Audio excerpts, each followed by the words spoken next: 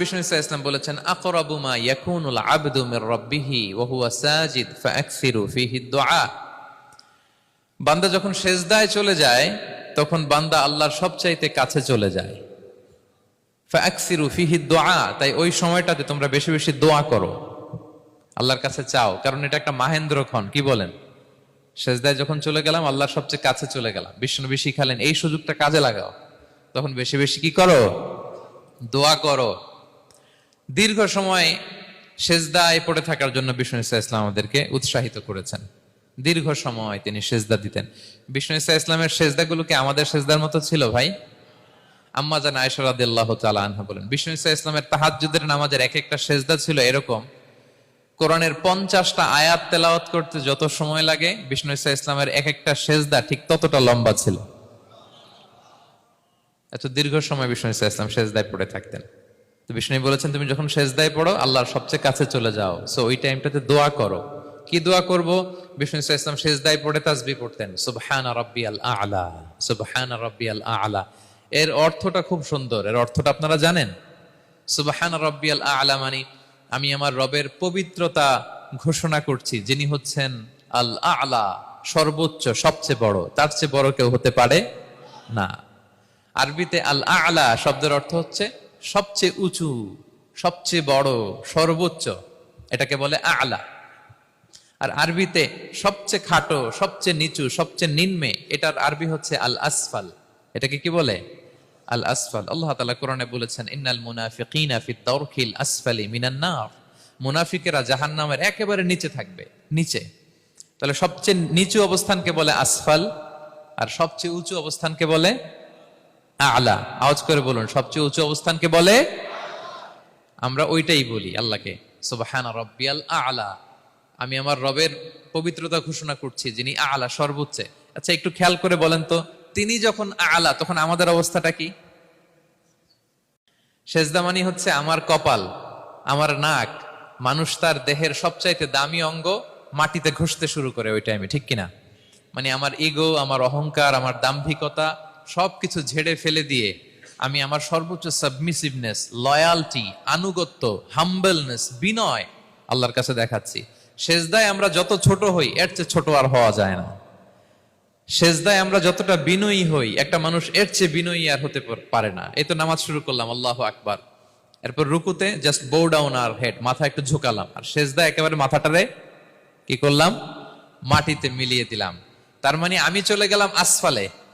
আসফাল মানে সবচেয়ে নিচে, আমি চলে গেলাম সবচেয়ে, আর সবচেয়ে নিচে যে আমি ঘোষণা দিলাম সুবহানা রাব্বিয়াল, মানে হে রব, আপনার প্রশংসা, আপনার পবিত্রতা, আপনি আ'লা। আল্লাহ, আমি আর নিজেকে এর চেয়ে তুচ্ছ করতে জানি না, এর চেয়ে ছোট আর করতে পারি না। আমি আমার নিজেকে উজাড় করে দিলাম, সবচেয়ে ছোট, তুচ্ছ, নগণ্য করে আপনার সামনে উপস্থাপন করে আমি ঘোষণা দিচ্ছি সুবহানা রাব্বিয়াল আ'লা। পবিত্রতা সেই রবের যিনি আ'লা, সর্বোচ্চ। সুবহানাল্লাহ পড়েন। তাহলে সিগনিফিকেন্সটা বুঝতে পারছেন কেন বিষ্ণু ইসলাম এটা পড়তেন, সুবহানা রাব্বিয়াল আ'লা? কারণ আমি থাকি সবচেয়ে আসফালে, নিচে, আর তখন আমি ঘোষণা দেই, glory be to Allah, the most high, the most high, the most high, আ'লা। আল্লাহ, আমি একেবারে নিচে, কিন্তু তুমি হচ্ছে আ'লা। মজার ব্যাপার হচ্ছে, সেজদায় আপনি যত নিচেই থাকেন না কেন, মাথা নাক নিচে করে ফিসফিস করে যাই বলেন না কেন, এটা মুহূর্তে আল্লাহর আরশে চলে যায়। আপনি নিচু হবেন কিন্তু কথা চলে যাবে আল্লাহর আরশে। এজন্য বিষ্ণু ইসলাম বলতেন, মান তাওয়াদা তারাফা, যে নিচু হয় আল্লাহ তারে টেনে উপরে উঠায়। সেজদা দেওয়া মানে কি? নিচু হওয়া, ছোট হওয়া।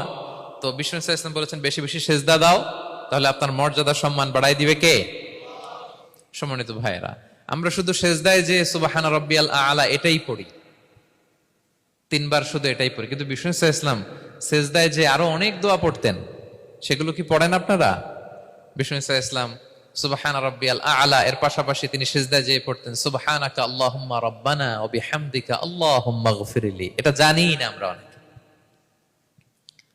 সুবহানাকা আল্লাহুম্মা রাব্বানা ওয়া বিহামদিকা আল্লাহুম্মা গফিরলি এর অর্থ হচ্ছে, হে আমার রব, আপনার পবিত্রতা ঘোষণা করছি, আপনার প্রশংসা আমরা করছি, আল্লাহ আপনি আমাকে ক্ষমা করে দেন, আল্লাহুম্মা গফিরলি। এই দোয়াটা বিষ্ণু ইসলাম পড়তেন।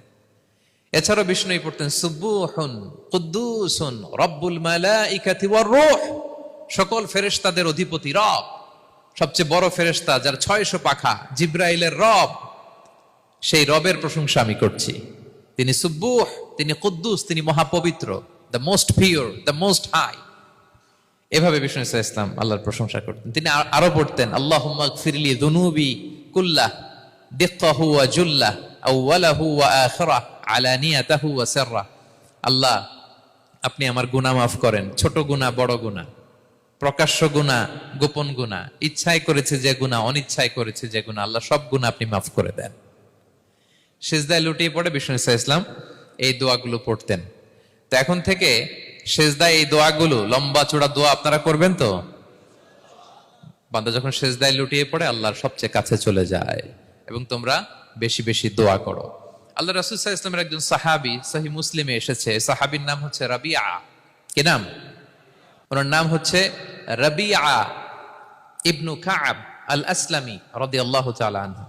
উনি বলেন, কুনতু আবিতু ইনদা রাসূলিল্লাহ। একবার আমি রাত্রিবেলা রাসূল সাল্লাল্লাহু আলাইহি ওয়াসাল্লামের সাথে ছিলাম, কোনো এক কারণে রাসূলের সাথে রাত কাটিয়েছি।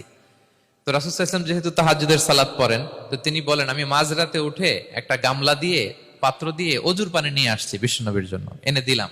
বিশ্বনবী এত খুশি হলেন, আমাকে বললেন, সাল, হে কাব, তোমার কি লাগবে, চাও। উনি বললেন, আসআলুকা মুরাফাকাতাকা ফিল জান্নাহ।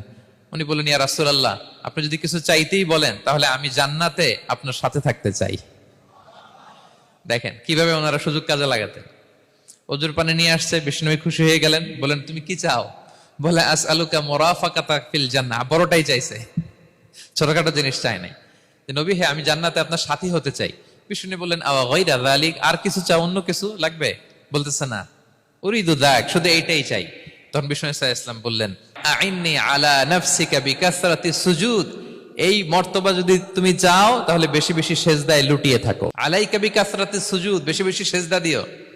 যদি সেজদায় পড়ে থাকতে পারো, তাহলে জান্নাতে আমার সাথী হতে পারবা। আল্লাহু আকবার। তাহলে সম্মানিত ভাইয়েরা, সেজদা দেওয়ার মধ্য দিয়ে আমরা আল্লাহর কাছে যেতে পারি। ক্লোজ আপ ওয়ান তো আমাদেরকে হারাম কাছে আসার গল্প শোনায়, কোরআন আমাদেরকে আল্লাহ তাআলার কাছে কি করে আমরা যেতে পারি এই গল্প শোনাচ্ছে। কোরআন বলে, ওয়াসজুদ ওয়াকতারিব, সেজদায় লুটিয়ে পড়ো, আমি আল্লাহর কাছে আসো। তাহলে বেশি বেশি সেজদা দেওয়ার মধ্য দিয়ে আমরা আল্লাহ তাআলার প্রিয় ভাজন হতে পারি, আমরা তার কাছে যেতে পারি। এবং কিয়ামতের দিন আল্লাহ তাআলা আমাদের সবাইকে সেজদা দিতে বলবেন। সেদিন অযুত, লক্ষ, নিযুত, কোটি কোটি মানুষ, তাদের সামনে আল্লাহ বলবেন, আমাকে সেজদা দিয়ে দেখাও। আমরা দুনিয়াতে যারা আল্লাহকে প্রাণ ভরে সেজদা দিয়েছি, আমরা সেদিন আল্লাহু আকবার বলে সেজদায় লুটিয়ে পড়ব। কিন্তু যারা সেজদা দেয় নাই, অথবা যারা লোক দেখানো সেজদা দিয়েছে, তারা সেজদা তো দূরের কথা, ওদের পিঠটাই বাঁকা করতে পারবে না। আল্লাহ বলেন, ইয়াউমা ইউকশাফু আন সাকিন ওয়া ইউদআউনা ইলা সুজুদি ফালা ইস্তাতিউন। সেদিন আল্লাহ তাআলা তার পায়ের গোছা উন্মুক্ত করবেন।